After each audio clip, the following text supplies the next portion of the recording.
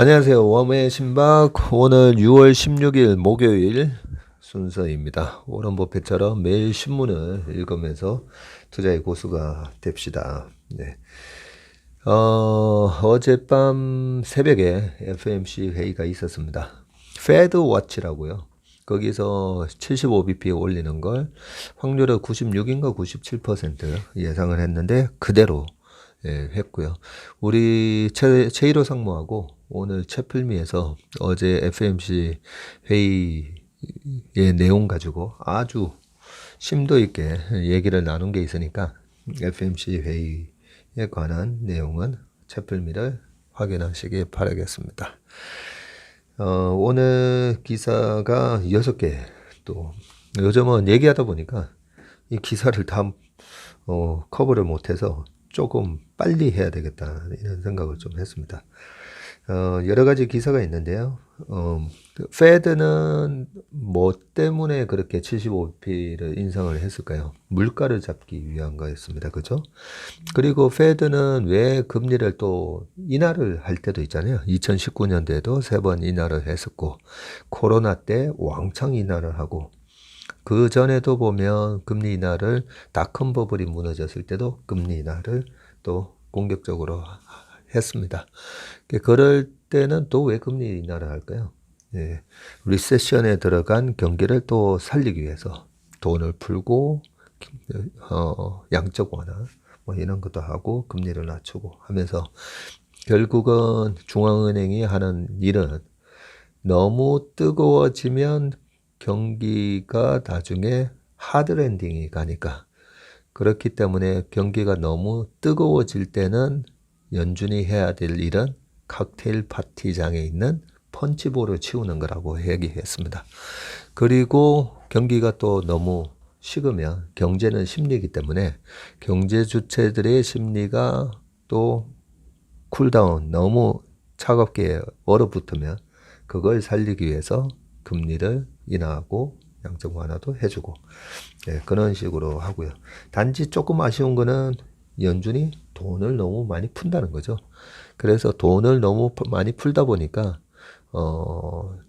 인플레이션 쓰나미 제 책에서도 써놨지만 돈을 풀면 인플레이션 쓰나미가 올 수밖에 없습니다. 그렇지만 지나고 보면 2009년, 10년, 11년도에 돈을 막 푸니까 유가가 36불, 7불 하던 게 110불까지 올라가서 마치 또 1년 전에 겪었던 2008년도에 147불 갔었으니까요. 또 150불, 170불 가면 어떡하나. 돈을 더 풀었으니까. 하지만 나중에 유가가 26불까지 빠지죠. 네. 그리고 이상하게 물가는 더 이상 안 올라가고 물가가 잡힙니다. 근데 잡힐 때 왜 잡히냐면 경기가 안 좋아진다라고 하면 못 사는 나라들이 확실히 경쟁력이 없는 나라들이 위기가 오게 되고요. 2010년 5월 달에는 그리스 위기가 오고 2011년, 12년 이때 당시에 메나 지역 그죠?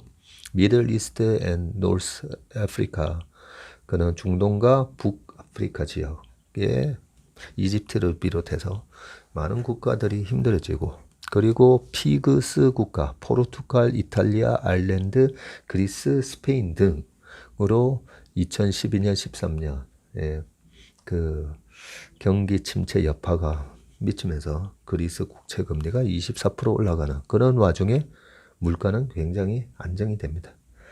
그런 것처럼 지금 그런 똑같은 일이 벌어지는지 그런 걸 제가 계속 워칭하고 있는데 이번에도 똑같은 뉴스가 나왔습니다. 서울경제 라오스도 디폴트 위기, 신흥국 연쇄부도 우려. 역사는 반복되고 주인공은 바뀐다고 했잖아요. 반복된 역사가 이번에는 어떤 주인공 조연들이 나타났는지 한번 보겠습니다. 라오스도 디폴트 위기, 신흥국 연쇄부도 우려, 달러 대비 라오스 깁 환율. 라오스의 화폐가 깁으로 깁이라는 이름으로 거래되는 통화인가 봅니다. 1월 3일 날 11,201깁이었는데 지금 14,715깁. 이랍니다. 극심한 인플레이션과 회원 보유액 부족에 시달리는 라오스가 스리랑카에 얼마 전에 스리랑카가 디폴트 선언했었죠. 스리랑카에 이어 디폴트 위기에 처했다. 미국의 공격적인 금리 인상이 높은 금리 인상이 높은 부채를 안고 있는 신흥국들의 직격탄을 날리며 연쇄 국가 부도가 이어질 수 있다는 우려가 고조되고 있다. 블룸버그 통신은 국제신용평가사 무디스가 라오스의 국가신용 등급을 CAA3로 한 단계 낮췄다고 보도했다. 2020년 유동성 압박 문제를 지적하면서 신용등급을 하향한 지 2년 만에 경고음을 더 높인 것이다. CAA3는 디폴트 가능성이 있는 등급으로 2단계만 더 떨어지면 디폴트 단계인 C등급이 된다.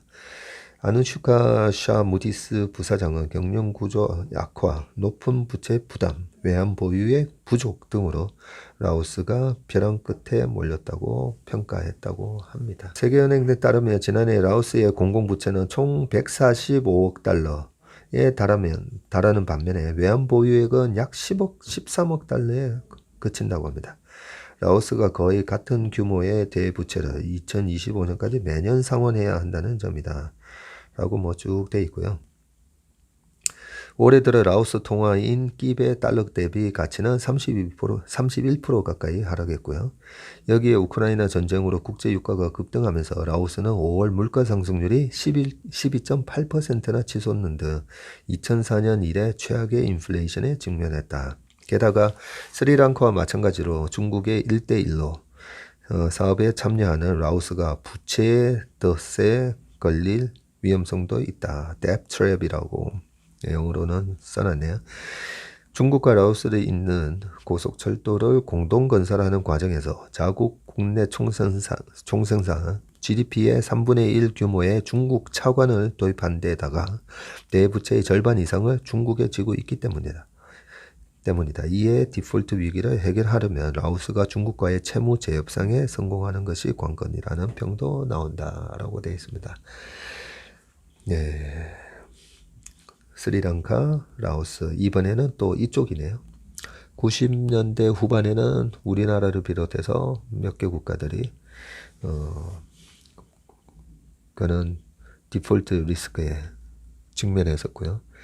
98년도에 러시아부터 2001년도에 아르헨티나 등등 이 연준이 이제 돈을 풀고 돈을 또 회수하는 과정에 체력이 없고 국가 경쟁력이 없는 나라들이 이렇게 위기를 겪고 이런 위기 속에서 물가는 또 어느 정도 잡히면서 또 주가는 올라가고 이렇게 계속 역사는 반복되는 것 같습니다.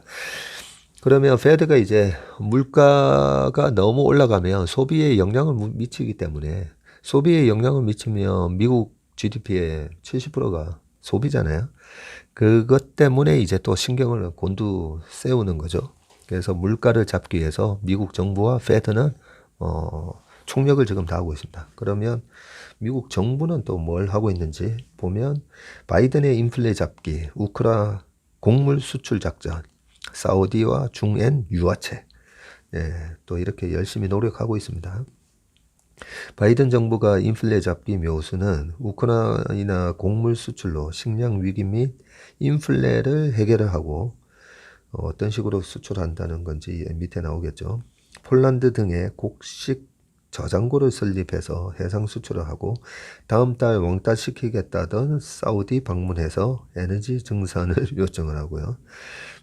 천정부지로 치솟는 유가 안정이 기대가 되고요. 이달 중 중국산 소비재 관세 인하를 검토를 해서 수입품 가격을 낮추면서 이제 인플레 완화를 촉진시키고 석유회사의 초과이익 징벌세를 추진해 가지고 이윤의 10% 이상 석유회사에 대해서는 법인세를 지금 21%인데 42%로 확대하겠다. 이런 식으로 돼 있는데 마지막 이 조치는 조금 그렇긴 한데 어쨌든 강력한 의지를 보이는데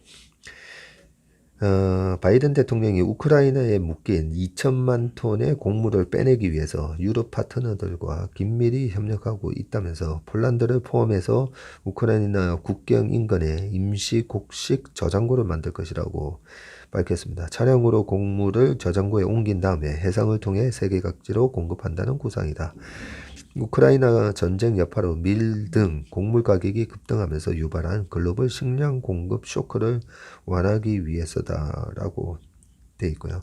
뭐 이게 전쟁 때문에 이제 수출이 안 되다 보니까 그 지금 우크라이나의 그 흑해와 전면하고 있는 그 해안선들이 엄청난 이제 그 전쟁 격전지잖아요. 그것 때문에 이제 우크라이나에서 생산된 이 곡물이 다 썩고 있다. 뭐 이런 기사가 얼마 전에 있었죠. 네, 그리고 이제 바이든 대통령이 반체제 언론인 자말 카스쿠지 암살 문제로 거리를 뒀던 사우디아라비아를 비롯해서 이스라엘 등 중동도 다음 달에 13일에서 16일 날 찾는 걸로 찾아간다는 걸로 이제 확정됐고요. 대러시아 제재로 미 국민들이 가장 민감해하는 휘발유 가격이 최근에 갤런당 $5 돌파했죠. 이 갤런 하면 미국에 보면 갤런으로 표시되어 있으니까 좀 감이 늘 안 오는데 여기 표시되어 있습니다. 약 3.8리터입니다. 3.8리터가 1갤런입니다. 그래서 에너지 가격을 이제 안정시키기 위해서 산유 부국인 사우디에 원유 생산 증대를 요청하러 갑니다. 41년 만에 지금 최고치를 기록한 미국 소비자 물가 때문에 인권보다는 인플레이션을 먼저 잡아야 하는 상황이고요. 지금 바이든 대통령의 지지율이 40.1%로 취임 이래 최저치로 떨어져 있기 때문에 올 11월에 이제 중간선거가 있죠. 이 중간선거 앞두고 마음이 되게 조바심이 날 겁니다. 그리고 2018년 도널드 이제 트럼프 대통령 재임 시절에 대부분의 중국산 제품에 무더기 관세 폭탄을 투하해서 무역 전쟁을 시작했었잖아요. 지금은 산업계의 요청으로 352개 품목에 한시적 관세 면제 조치가 이루어지고 있다고 합니다. 다만 미국 근로자의 일감을 빼앗는 철강과 알루미늄 등 품목은 제외할 것으로 보이고요. 그 외에 이제 석유 회사에 42%까지 세금을 부과하는 법안을 초안을 작성 중이다라고 되어 있고요. 월스트리트저널은 바이든 정부와 연방준비제도 이사회가 코로나라는 전대미문의 위기가 닥쳤음에도 경기를 살리겠다며 제로금리 등 낡은 전략을 고수한 탓에 역대급 인플레이션이 일어났다고 꼬집었다고 합니다. 또 이제 중국이 각국의 이제 정책에 관한 기사가 한 3개고요. 그 다음에 각 기업체들이 지금 또 어떻게 하고 있는지에 관한 기업 기사가 또 3개인데요. 중국 얘기를 좀 보겠습니다. 중국 경기 침체에도 정책금리 일단 동결하고 하반기엔 인하 가능성이라고 합니다. 지금 최근에 또 중국 시장이 상당히 잘 버티고 있잖아요. 미국 자이언트 스텝 관측 속에서 관망을 하고 있는데 위안화 가치 하락 등 혼란 우려 2분기엔 5% 성장 가능성 전망도라고 되어 있습니다. 사진에 지금 보시면 중국 베이징의 도매 의류 매장 밖에 도착한 짐들을 14일 한 택배 근로자가 옮기고 있다. 중국은 이날 고강도 봉쇄 조치로 인한 경기 침체 상황에서도 1년 반기 중기 유동성 지원 창구 MLF 금리를 동결했다라고 이렇게 되어 있습니다. 중국이 고강도의 봉쇄 조치로 인한 경기 침체 상황에서 정책금리를 일단 동결했고요. 돈을 풀어서 경제를 활성화해야 하는 필요성과 미국이 예상보다 큰 폭으로 금리를 인상할 수도 있는 전망 사이에서 일단 관망을 하고 있는데요. 인민은행이 중국 중앙은행 인민은행은 15일 1년 만기 이 MLF 금리를 기존의 2.85%로 그대로 유지한다고 밝혔습니다. MLF는 중앙은행이 시중은행에 자금을 빌려주는 제도로 인민은행은 이를 통해 유동성과 금리를 조정한다. MLF 대출 금리는 기준금리 역할을 하는 대출 우대금리 LPR에도 영향을 준다.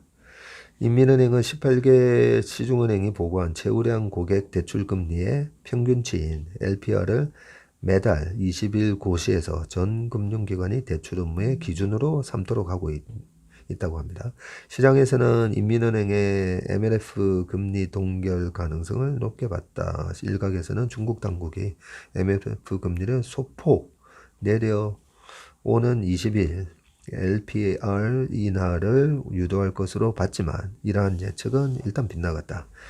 인민은행은 상하이 봉쇄 충격이 고스란히 반영된 4월 경제지표가 발표된 지난달에도 시장의 예상과 달리 1년 만기 LPR을 동결하고 주택담보대출과 연동된 5년 만기 LPR만 0.15%포인트 내렸다라고 하는데 중국 정부는 경기 회복을 위해서 재정 조기 집행, 인프라 투자 확대, 소비 지원 등의 수단을 총동원하고 있지만 통화정책은 좀 방어적으로 펴고 있다고 합니다. 이 연준이 금리를 75bp 이번에 인상하는 자이언트 스텝을 했죠, 이미. 이런 상황에서 중국이 반대로 금리를 내릴 경우에 자본의 대량 유출, 위안화 가치 하락 등의 혼란이 생길 수 있기 때문에 중국은 미국, 영국 등 주요 국가들이 줄줄이 금리를 올려 돈줄을 재고 있는 것과는 달리 지난 1월 2달 연속 LPR을 하향 조정하는 대조적인 행보를 보였다. 다만 중국 당국이 하반기에 한 차례 정도 금리를 인하할 수 있다는 관측이 제기된다. 중국 관영의 정권 일부는 당국이 여러 차례 기업의 금융 비용을 낮춰주겠다고 강조한 상황에서 업계 관계자들은 하반기에 금리 인하 가능성이 있다고 본다라고 되어 있습니다. 그러면서 이제 최근에 주요 도시 봉쇄 여파로 경제 지표가 이제 상당히 안 좋게 나온 부분들. 이날 5월 소매 판매가 전년 대비 6.7% 감소했고요. 지난 4월 달에 이제 11.1%보다는 감소폭이 줄었지만 여전히 이제 감소로 나오고 있고요. 5월 산업 생산도 전년보다 0.7% 증가했고 고정자산 투자도 5월 지난해 대비 6.2% 증가를 한 것으로 나타났는데 지금 이제 도시 실업률이 좀 문제더라고요. 5.9%로 정부 목표치 5.5%보다는 조금 높았다라고 되어 있습니다. 이 대도시 실업률은 이것보다 좀 더 높게 나오고 있습니다. 6%대로 나오고 있는데 전반적으로 지금 중국 경제가 악재를 딛고 회복세를 보이고 있지만 국제 환경은 여전히 복잡하고 대불확실성이 크다고 합니다. 어쨌든 뭐 바이든 정부가 좀 전에 중국 제품에 대한 관세 인하도 하고 이런 와중에 중국의 무역 수지가 또 개선이 되고 하면 실질적으로 중국 위안화가 다시 강세로 갈 수가 있기 때문에 금리의 격차가 좀 일어난다 하더라도 중국 최근에 보면 중국 시장으로 외국인 투자 자금이 계속 유입되고 있습니다. 채권 시장도 그렇고 주식 시장도 그렇고요. 예, 그렇기 때문에 그런 부분은 위안화가 더 강세로 갈 거다는 것에 대한 또 배팅을 한다라고 생각합니다. 제가 지난번에도 좀 말씀드렸잖아요. 각국의 금리 차 때문에 금리만 쫓아서 이렇게 옮기지 않는다고요. 환율이 가장 중요하다는 부분인데, 네. 그 다음에 이제 서울경제에서 아시아 이커머스 점령, 네이버, 라인 넓힌다라고 되어 있고요. 모바일 메신저로 승승장구하고 있다고 합니다. 유통업계 주요 인사 잇따라 영입을 하고 있고요. 쇼핑 사업의 경쟁력을 높여서 이용률을 높이면서 일본 등록 상품이 지금 6억 개고 4,600만 명이 가입하고 있네요. 대만에서는 월간 이용자가 1,200만 명을 돌파했다고 합니다. 제가 이 네이버 뉴스를 꼬박꼬박 체크하는 이유가 네이버 같은 게 뭐 우리나라 이때 그 포털 시장부터 뭐 80%가 넘는 그냥 독보적이고 대체 불가한 그런 기업이잖아요. 그런 기업이 국내에서만 이제 머무르고 있으면 언제 이런 또 플랫폼의 패러다임이 바뀔 때 언제 또 몰락할지 모르는데 그동안에 네이버를 보면 계속 진화해 왔잖아요. 포털에서 게임 하다가 지식인도 하다가 그리고 지금은 뭐 클라우드도 하고 있고 그죠. 라인 같은 것도 만들고 전자상거래에 있어서 독보적인 1등이 되고 계속 진화하고 있습니다. 그런 네이버의 어떤 DNA가 이제는 글로벌하게 이런 것들이 이제 먹히는지 중요한 건데 글로벌하게 먹힌다면 지금보다 또 한 번 더 기업의 가치가 점프업 할 수가 있기 때문에 오히려 이렇게 주가는 안 좋지만 주가가 안 좋을 때 기업의 가치가 어떤 식으로 변하는지 계속 체크를 좀 해볼 필요가 있습니다. 그래서 네이버가 제가 강남역 빌딩이라고 했는데 네이버가 뉴욕의 빌딩이 되는지 네, 강남역의 빌딩으로 머무르는지 네, 그런 차이라고 보시면 됩니다. 한국의 이커머스 기술력과 서비스가 국내를 넘어서 해외에서도 빛을 발하고 있다. 지난해부터 쿠팡, 무신사, 에이블리 등 일본이나 대만에 진출하면서 글로벌 이커머스 시장에서 K-파워를 보여주고 있는 가운데 네이버 관계사인 라인의 경우 모바일 메신저로서의 대중 밀착력 및 접근성을 적극적으로 활용해서 일본은 물론 대만, 태국 등 아시아 주요 국가의 이커머스 심장을 빠르게 파고들고 있어서 각국에서 큰 관심을 받고 있다고 합니다. 국내 유통업계 주요 인사들을 잇따라 영입하고 있는데 홈플러스에서 모바일 사업 부문장을 역임한 송승선 리더가 지난해 말 라인 이커머스 사업 전략 총괄로 합류하셨네요. 송 리더는 국내 대표 오프라인 유통업체인 홈플러스가 퀵커머스 즉시 배송이나 온라인 배송 등 이커머스 서비스를 도입한 사례를 바탕으로 라인의 주요 쇼핑 사업을 주도할 것으로 보인다. 라인은 또 올해 4월 2017년부터 음식 배달 플랫폼 요기요에서 최고 기술 책임자 CTO를 역임한 조현준 리더를 이커머스 프로덕트 및 기술 총괄로 영입을 했다고 합니다. 이 두 리더의 합류로 라인은 국내 이커머스 서비스 경쟁력을 아시아를 넘어 글로벌로 더욱 확대한다는 목표다.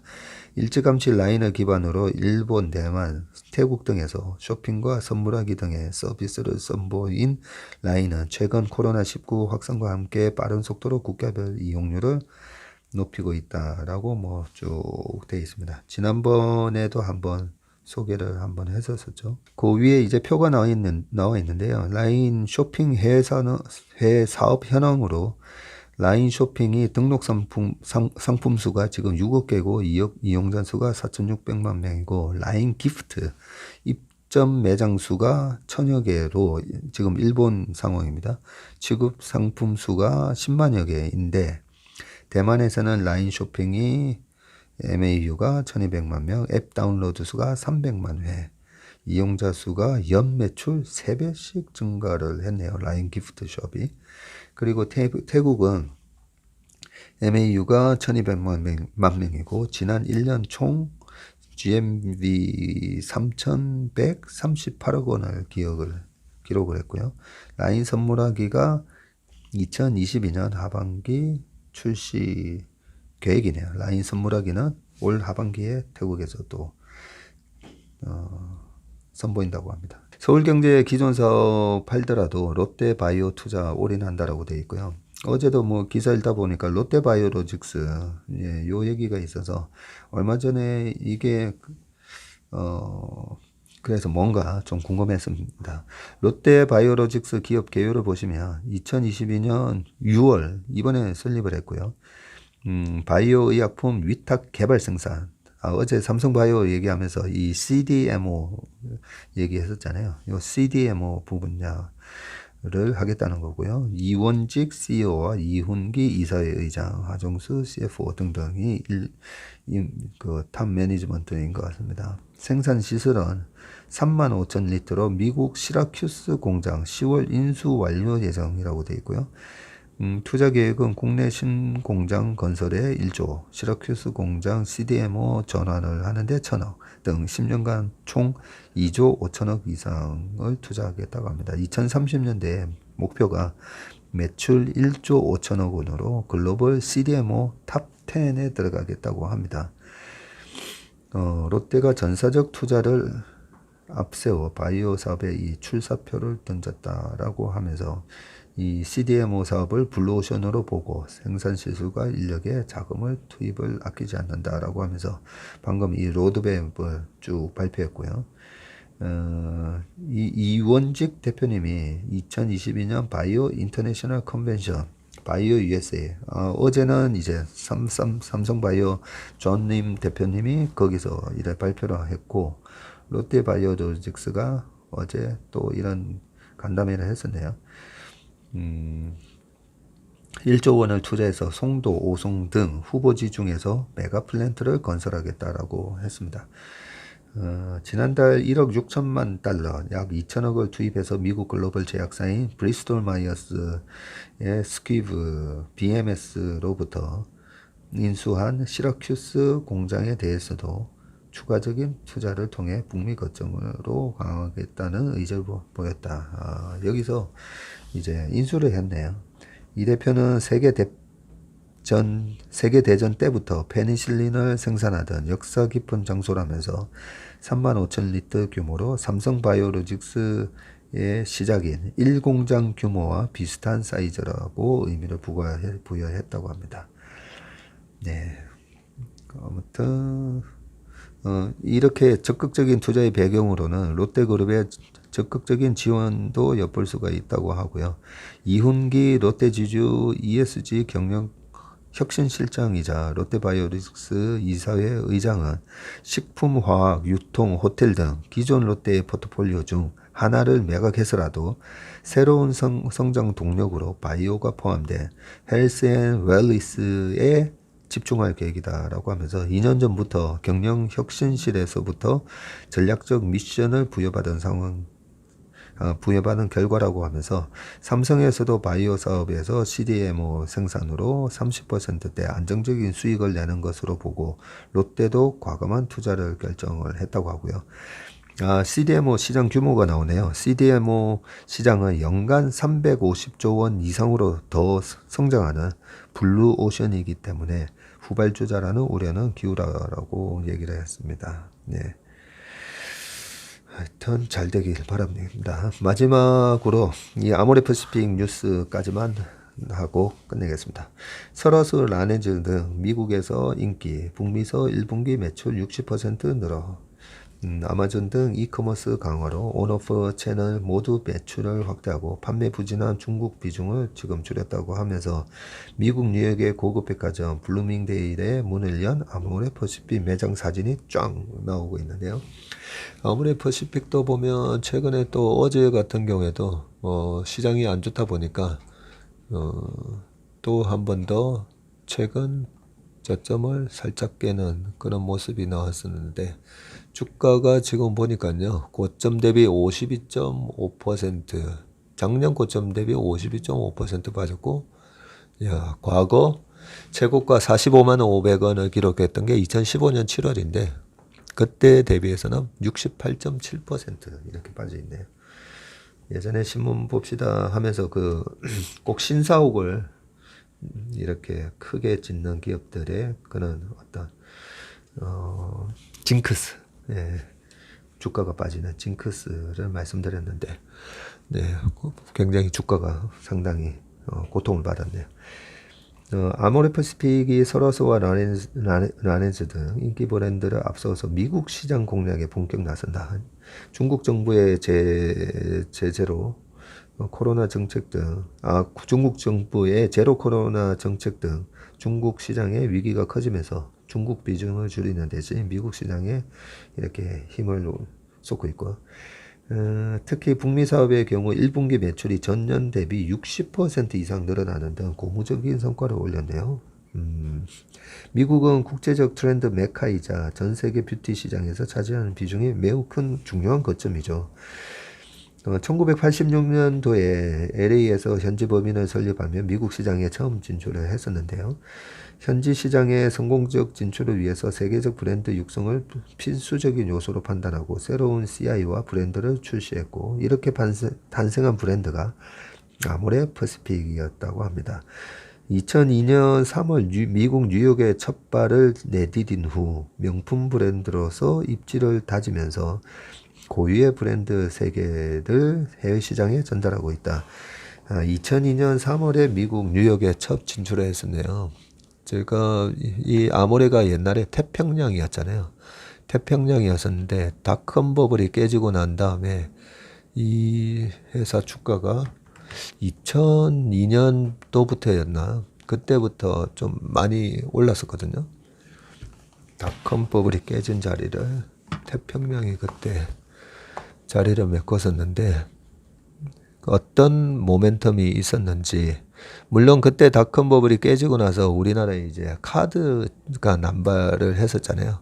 카드를 길거리에서 아무나 이제 만들어 주다 보니까 갑자기 이제 가수요가 발생하면서 그때 국내 이런 소비재들이 큰 폭으로 올랐었는데 2000년도에 닷컴 버블이 깨지면서 지금 1300원 정도 하던, 과거 데이터를 보려면 아모레지를 보시면 되는데 1300원이 불과 딱 2년 만에 2002년 초에 12,000원, 12,000원까지 가면서 한 9배가 올랐었었네요. 네. 근데 그때 요렇게 미국 뉴욕에 진출하는 그런 모멘텀이 또 있었었네요. 미국 뉴욕 진출 때문에 올라간 건지 카드 때문에 올라갔는지, 어쨌든 그 뉴욕에 진출할 만큼 어떤 제품에 대한 자신감, 뭐 변화, 예, 그 탑티어로 올라서기 위한 어떤 그런 시발점이 됐다는 그 시점, 뭐 그런 의미가 좀 있겠죠. 네.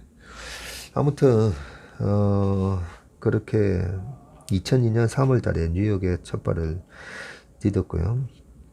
지금 1분기 아모레 퍼시픽의 북미 매출은 모든 브랜드의 고른 성장과 함께 비중이 높은 서라스와 라네즈가 특히 고성장하면서 전체 북미 실적을 견인하고 있다고 합니다. 서라스와 이니스프리는 멀티 브랜드 샵 채널과 이커머스 중심의 영업 기반을 확장하고 있고, 라네즈는 입점 채널에서의 경쟁력을 강화하고 주력 상품 인립 부문 신규 성장 기회를 발굴하면서 매출을 확대했다. 서라스는 온 오프라인 채널 모두 매출과 수익성이 커졌다라고 하면서 뭐 쭉 나오고 있습니다. 저는 뉴욕을 비롯한 미국과 캐나다 주요 도시 최고급 백화점에 입점하며 럭셔리 브랜드로 자리매김하고 있다. 2020년 뉴욕, LA, 샌프란시스코 등 주요 도시 31개 세프로 매장에 정식 입점해서 대표 제품이 윤조 에센스를 중심으로 20여 종의 제품을 선보이고 있고요. 이커머스 채널 확장과 디지털 경쟁력 제고에도 힘쓰고 있으면서 1월에는 더 헌트 그룹의 3대 이커머스 플랫폼 덤스토어, 룩판타스틱 그리고 스킨스토어 출시에 성공을 했다고 합니다. 라네즈는 2021년 방탄소년단 아모레퍼시픽 립 슬리핑 마스크 퍼플 에디션을 출시하고 방탄소년단 미국 콘서트에 스폰서로 참여하면서 현지 고객들에게 인지도를 높이기도 했었네요. 네, 아무튼 우리의 자랑스러운 또 화장품 기업들이 또 미국 시장, 북미 시장에서 글로벌하게 고급 브랜드로 자리를 잡으면서 또 하나의 세계 1등 제품이 되기를 바라겠습니다. 그러면 오늘 뉴스는 여기까지입니다. 오늘 하루도 건강하고 행복한 하루 되시길 바라겠습니다.